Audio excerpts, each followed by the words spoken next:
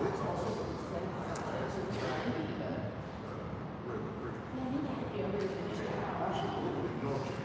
right, y'all, we will go ahead and get started with the presentation here. Thank you all so much for coming out tonight and bearing with us on this last minute change of venue. We kind of got kicked out of our normal venue, so we're making the best as we can over here. So thank you so much for coming out. It should be a lot of fun. We've got Savannah here with Cumberland Trails Conference. She's going to talk to us about building the Cumberland Trail and what that process was like. Afterwards, we're going to do a little bit about backpacking. We've got some fun little videos from REI that's going to talk about how to prepare for a backpacking trip, what to bring, how to pack your backpack, and then at the very end, we'll have a little Q&A. We've got a smaller crowd, so we can make it a little more conversational. If you do have any questions, just feel free to ask us. But other than that, Savannah, have at it. Hey everyone, I'm Savannah Keaton, so I'm the Executive Director at Cumberland Trails Conference, and I'm going to kind of take you guys through what the Cumberland Trail is and the organizations involved and kind of what Cumberland Trails Conference does, what role we play in that. So here we go. So the Cumberland Trail is a 300-mile linear state park, and we started up in Cumberland Gap, Tennessee at the Tri-State Peak, which is in the National Historical Park up there. And then we run down here to Hamilton County, and our southern terminus is currently at Signal Point.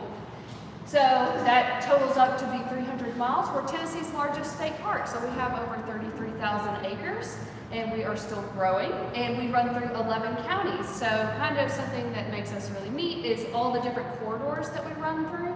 So sometimes the trail corridor will be the width of the trail, and at other times it'll be, vast acres. So we have our wildlife management areas such as Catoosa, which is in Cumberland County, state natural areas like Laurel Snow, which is in Ray County, and then our 2 national parks at either end. So there's all kinds of management agencies that we work with to make it all happen. So there are, of course, several different organizations who also make this happen. We have our Cumberland Trails State Park, and they function as a typical state park. They have park rangers who are kind of divided into the northern corridor and the southern corridor, with Cumberland County kind of being the middle of that. And we also have our park manager, who is Bobby Fulcher. He's been involved with the organization for a long time. So he knows just about everything there is to know about the Cumberland Trail and all of the people on the Cumberland Trail. He's pretty impressive if you ever talk to him about the history of the Cumberland Plateau. And then we have our Friends group. So the Friends of the Cumberland Trail, they're kind of more interested in the preservation of the history and music and things like that. So they started something called the Sandrock Recordings, which kind of focuses on the music of the Cumberland Plateau and things like that. You can find that on Spotify and their website. And they also are supposed to be recording Bobby Fulcher, so all of his historical lessons, and putting it on their Sandrock Recordings. So I'm looking forward to that because I don't know if you guys know Bobby Fulcher, but it's crazy. If you talk to him, like my maiden name is Pugh, and my family has had generations up on the Cumberland Plateau, and he immediately knew my family name, where we lived, who we purchased our land from, and it was just crazy that he knew all of that. So anyway, so they're recording some of his tales of the Cumberland Plateau. But they also do things like fundraisers for the park rangers, and so they'll provide money that maybe doesn't come out of the state budget for, climbing equipment or whatever needs to be filled for the park rangers. And lastly, on their website, they keep track of our camping registration. So we have several backcountry campsites on the Cumberland Trail, and they kind of keep track of usage and things like that. And then we have the Cumberland Trails Conference, which is who I'm with, and we are the boots on the ground effort to get the Cumberland Trail built. So we've been around for a while now, and we continue to build the Cumberland Trail. We also work to maintain and advocate for the Cumberland Trail as well. So if we are building the Cumberland Trail, that means that it is not yet completed, and it has been quite the story to get where we're at today. So it started back in the 70s with a group of guys who saw the success of the Appalachian Trail and thought that the Cumberland Plateau would be a really awesome place to kind of mimic their success. So they started building trail, except they started building trail on private land or wherever they saw fit. So obviously that did not fall into favor with the people that they were building the trail on. So it kind of, went downhill for a while, and there was a lot of interest that was lost in the late 80s. And it picked back up in the mid-90s, and we've been working on it since then. So we have 250 miles completed of the 300 miles. So we're getting very close. And to put that into perspective, we're hoping to get the last 50 miles built in the next 5 years. So we kind of set goals for ourselves. Obviously things come into play with that, but hopefully within the next 5 years, we can have the Cumberland Trail open. So the Cumberland Trails Conference, I kind of referenced that in the mid-90s, we picked up speed with trail production. And that is because an organization called Tennessee Trails Association started a chapter called the Cumberland Trail Conference, so without the S, and they started building trail primarily using volunteer labor.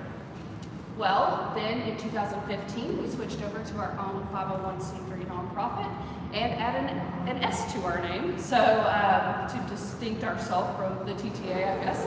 And we have continued using paid labor and volunteer labor to continue our mission, which is to build, maintain, and advocate for the Cumberland Trail.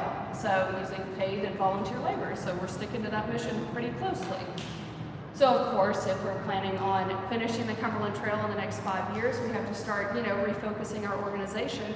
And that primarily looks like us getting maintenance, so taking care of the Cumberland Trail, advocating for the Cumberland Trail, and working with our trail communities. So we would really like to build connector trails from existing park systems to the Cumberland Trail to make it more accessible for the people along the trail system.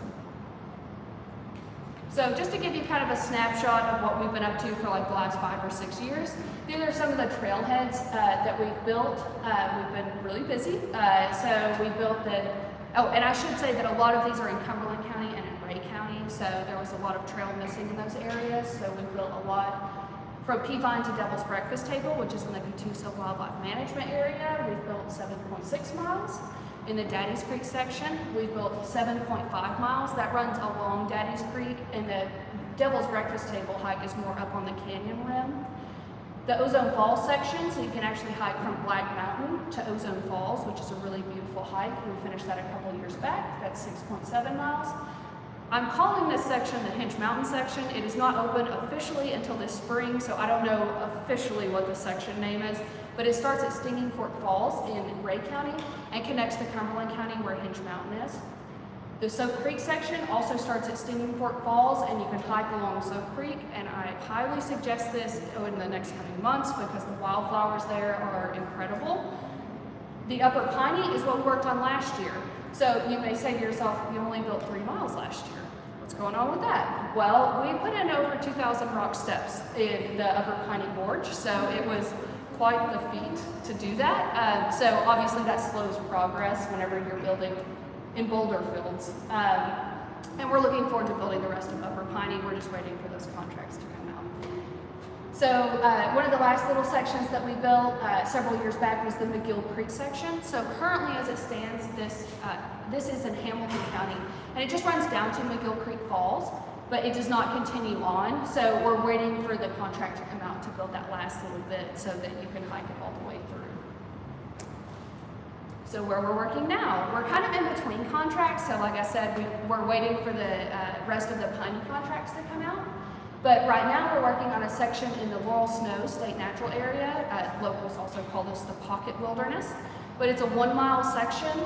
It's just past, if you're hiking towards Snow Falls, it's on that side of the creek. So it's going to connect the Richland Creek bridges, which are the 3 bridges that run over Richland Creek, to the Morgan Creek Bridge, which is right now the bridge in the middle of nowhere. So we're going to connect that. And this trail will be used to actually connect from Laurel Snow State Natural Area to Highway 30, which will tie in all of the Graysville section, the Graysville Mountain section.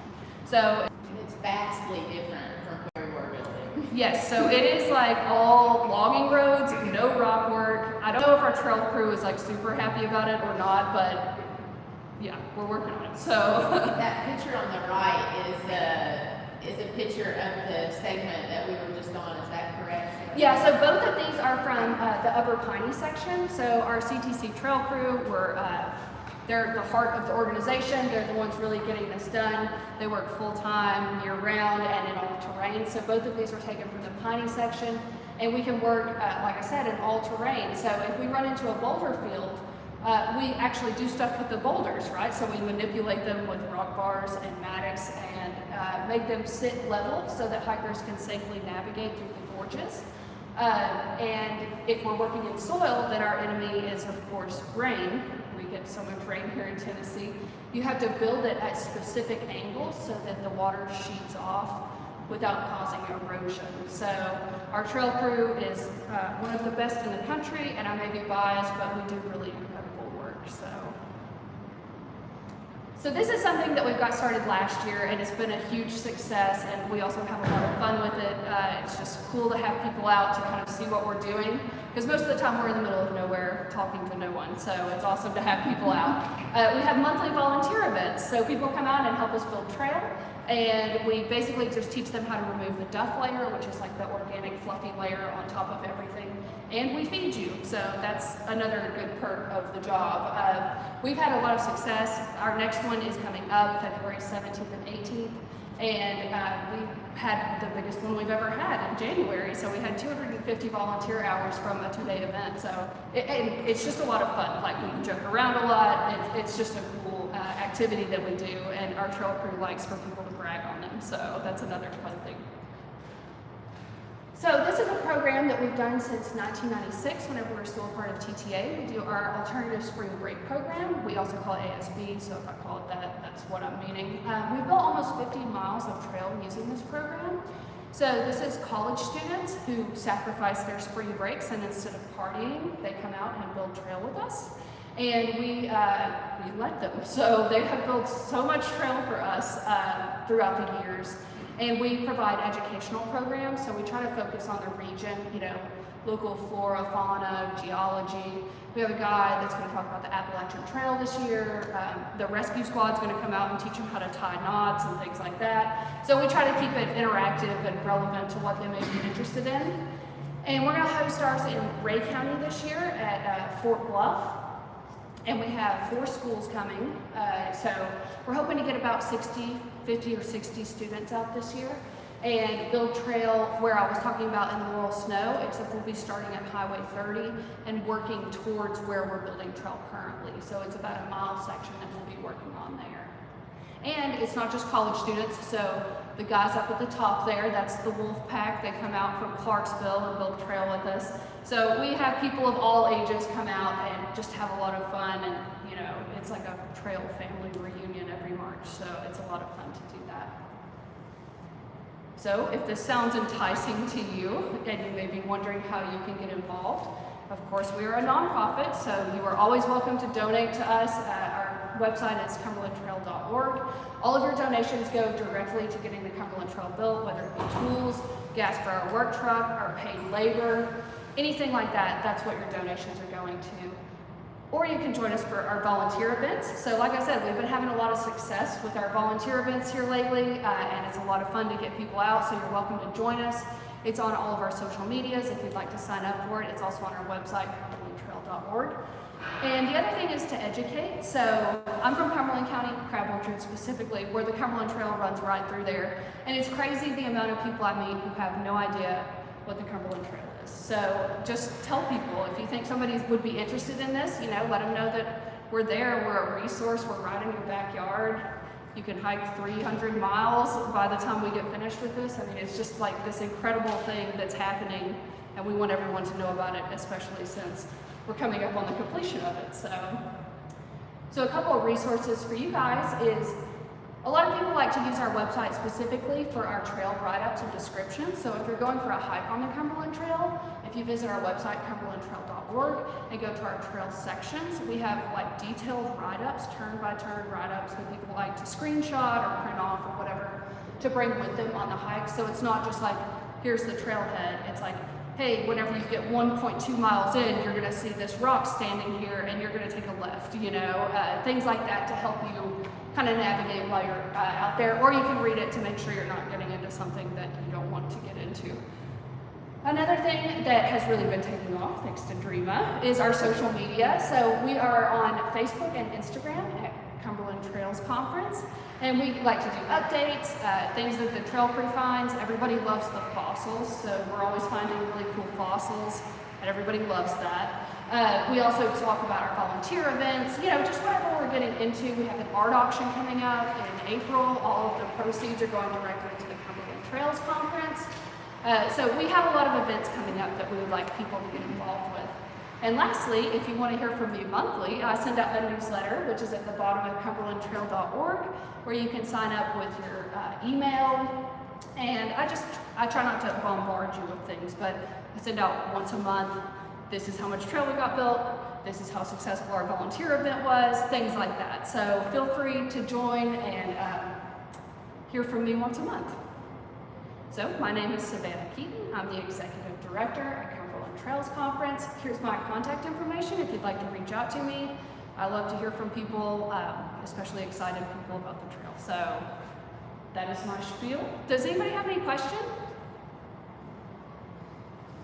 Yes. How much is the Great Eastern overlap with Cumberland Trail? Is it the entirety or is it or sections? So it's the entirety. So he's asking about the Great Eastern Trail, and I don't like to say too much about the Great Eastern Trail because of all the different states. It's just in various levels of progress that I can't speak to. But the Cumberland Trail is the Great Eastern Trail. So we are the Tennessee portion of the Great Eastern Trail. Yeah, and I talked to a guy actually from Kentucky who is part of the Pine Mountain Trail that's going to be the Kentucky version of the Cumberland Trail, which will be the Great Eastern Trail there. And they're just, you know, they have some progress, but it's not going like the Cumberland Trail's going. So there's just various stages of progress with the Great Eastern Trail. Yeah. What do you? Yes. Where could somebody get, if there even exists, a hard copy of the most recent trail map that would show the We have an interactive map on our website. Yeah, so the hard copies, you can go on to the state park website, and I think it's like 99 cents, and they like ship it to you. So we don't actually have hard copies of the maps. Something that I like to do is right-click our maps that are on our website and just print them off for people who come into the office and look for things. But you can purchase maps through the state park. The only problem with that is it's not, there's like the whole trail's not finished yet. So that's why there's not an official, you know, finished product or map. Yeah, it's not like a decorative or, you know, like a large printout or anything like that, but they do have section maps for sale through the state park. Yeah. and so by what part? You said it's- Cumberland Trail State Park. Yeah, if you Google them and go down to their maps, it has like a little listing and it's like 99 cents or something like that. So, yeah. And you said something about completion. When are you projecting? They say 5 years. 5 years. So another interesting fact is that Governor Bill Lee just put in his budget, and that will start in June, $15 million to complete the Cumberland Trail. So there's a lot of efforts being put Yeah. forth to get this completed, and we really want to have it done in the next 5 years. I mean, everybody, you know, every governor says, I want it done during my term. It seems like they really mean it. They're putting money towards it. So we're really hoping that we can get this thing built. You know, everybody, that's the main goal. If you talk to anybody who's involved with the Cumberland Trail, we really want to get it finished, so. And we're currently working in Ray County, and that is a huge section of trail. There's going to be 50 miles of trail in that county alone. Yeah, once it's complete. So we have 33 miles completed in Ray County, so we're really wanting to get the last 20 finished so that we can get Ray County connected to Hamilton and Cumberland. Do you have a kind of a link on Signal Map now from Signal Point to North Chickamauga or? Oh, that Yes. missing section? Yes, that's complete.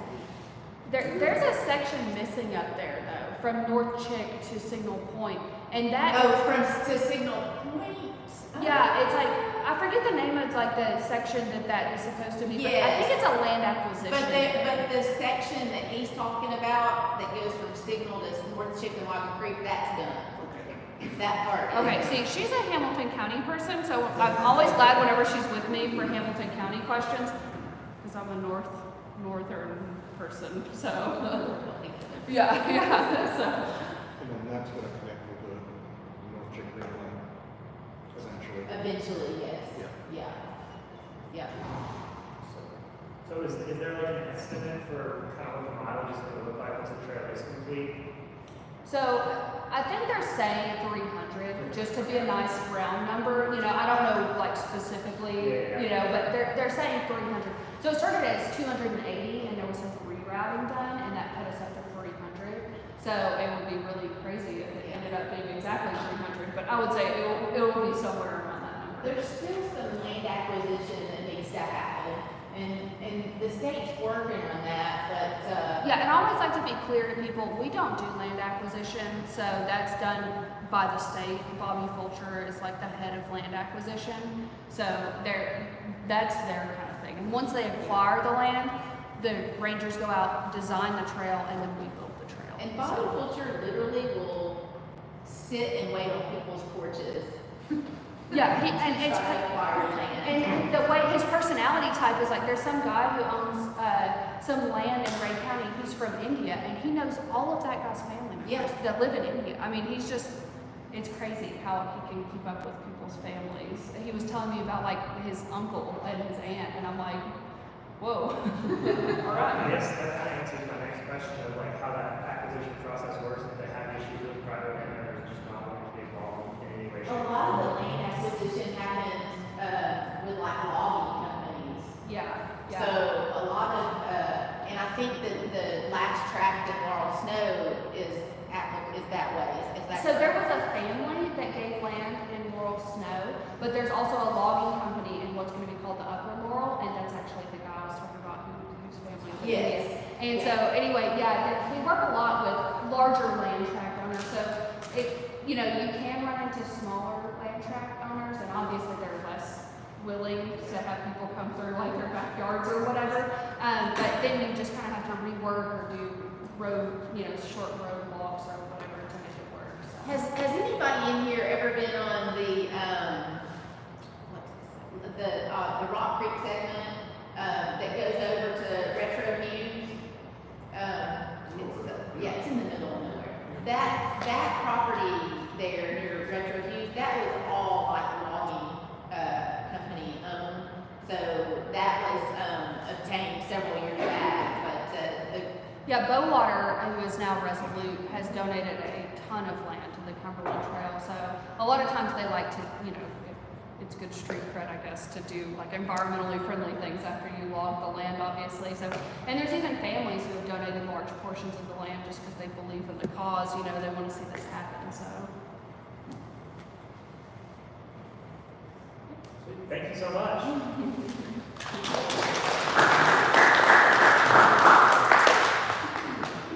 So with that, anticipated completion of the Cumberland Trail, we here at Outdoor Chattanooga kind of figured it would be a good segue to do a little bit of an intro to backpacking. I'm sure many of you have done a bunch of backpacking before, but with the potential for a through hike, we figured it was a good time to kind of discuss that.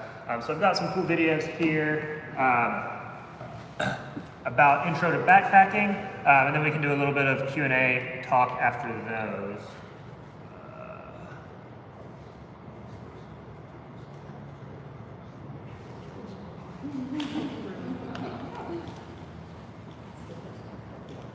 I apologize if there are any sound issues. Again, we are in a different building than we normally are.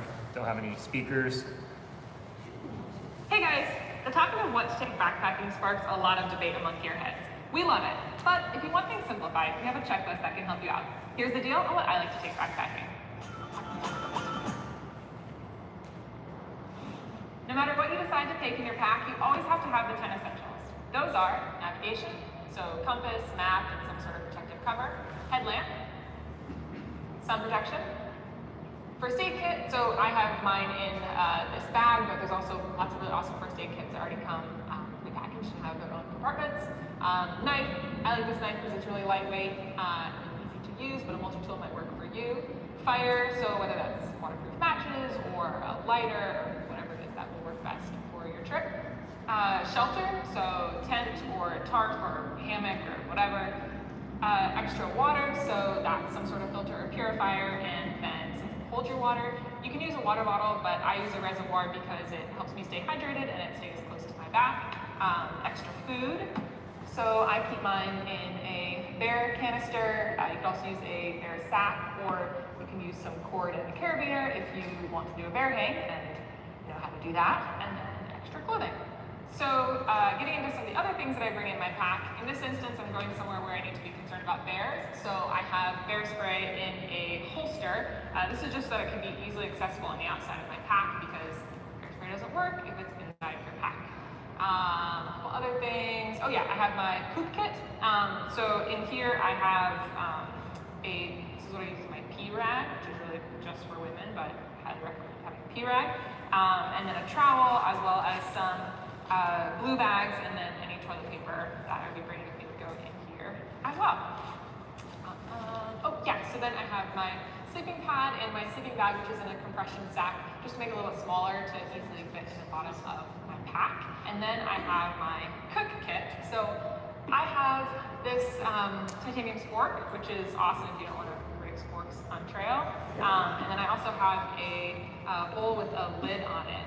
I like to put my food into here if I think I'm going to have leftovers for breakfast in the morning, or to help rehydrate. And then I can put this bowl into my hat to stay warm.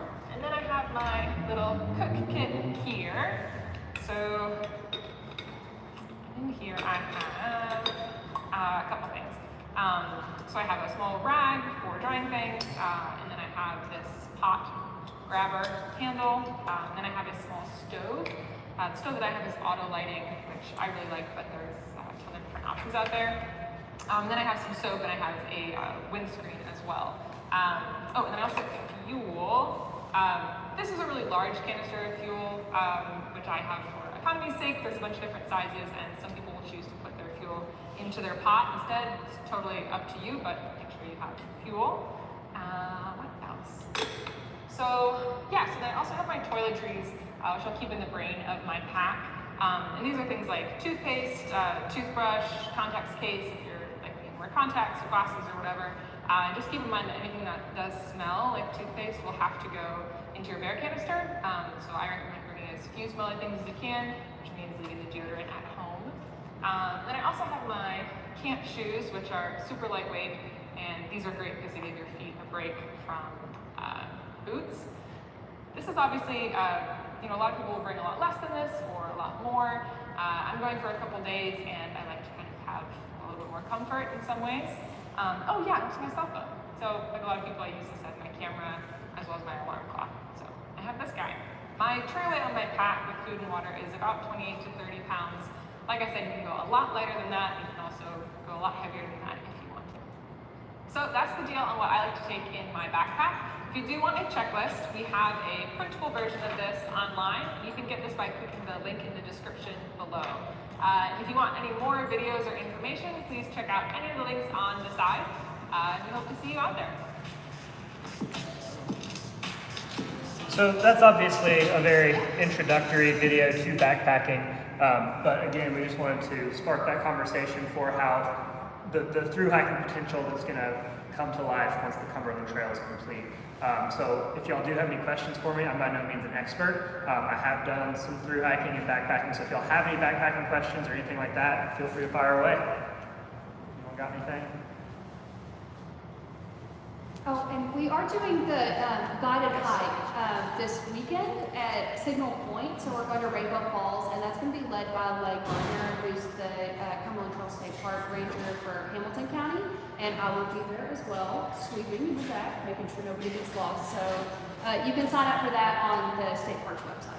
And then it's Saturday at what time? Saturday at 9 you guys' time. So Okay. yeah. Awesome. Are you going from Cedar Point to Rainbow Falls and then up the rest of the way? No, I think it's there and back. So I think it's supposed to be about 5 miles. Yep. All right. Well, awesome, y'all.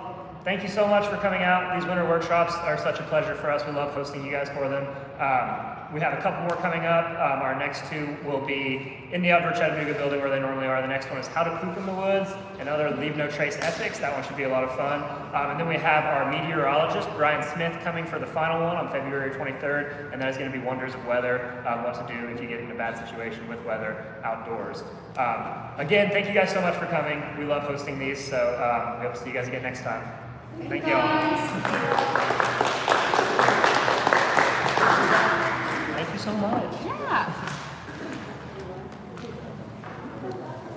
See you in front of the lights.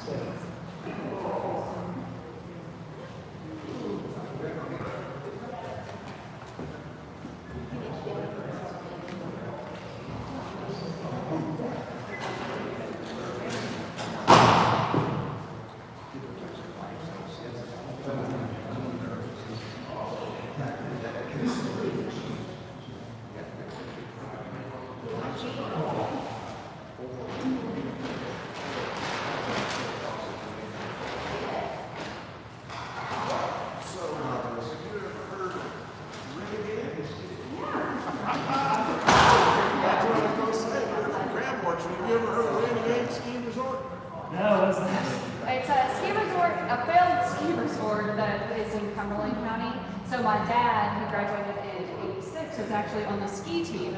Now you could not ski at all ever in Cumberland County. Is that kind of like Cloud One in Alabama? It's similar to That's that? been told, yeah. Okay. We actually had a chairman and a Okay. road tow.